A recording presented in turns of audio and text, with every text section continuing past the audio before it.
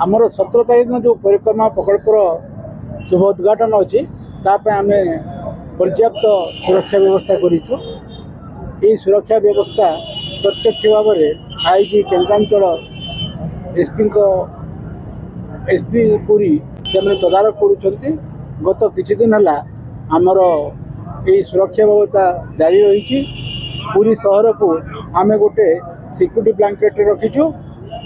या व्यतीत 17 तारीख दिन आमर जो डिप्लॉयमेंट हे चारि थाकिया 4 लेयर सिक्यूरिटी एवं समस्त प्रकार आनुषंगिक व्यवस्था भी कराई। ट्रैफिक अरेंजमेंट आरंभ करी वीआईपी सुरक्षा व्यवस्था, भक्तों सुरक्षा, भक्तों सुनियंत्रित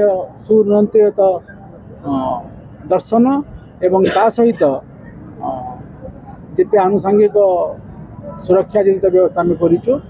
ये व्यवस्था रे प्राय 100 जन सुपरवाइजर ऑफिसर लगे, 250 लोक जन ऑफिसर रे जो माने कि सब इंस्पेक्टर और एएसआई रैंक 80 प्लाटून फोर्स लगे, कॉन्स्टेबल समस्त मिसेकिरी एवं किसी होमगार्ड रे।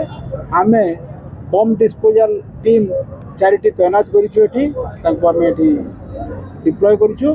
या सहित 3टी केनाइन स्क्वाड आम करूँ जे सब पदार्थ को मैंने देखिए एवं सैनिटाइज करेंगे।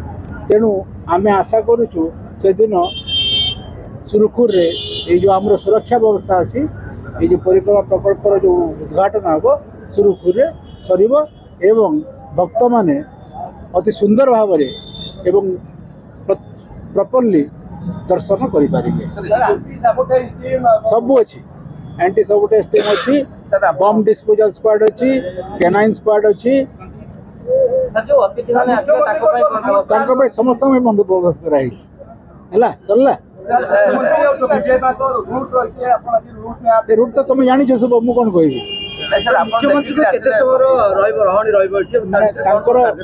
जो प्रोग्राम हिसाब से समस्त जानी तो खाली मुझे देखिली आईजी सेंट्रल रेंज गोटे डिटेल प्रेस कॉन्फ्रेंस करते समस्त बतई देते।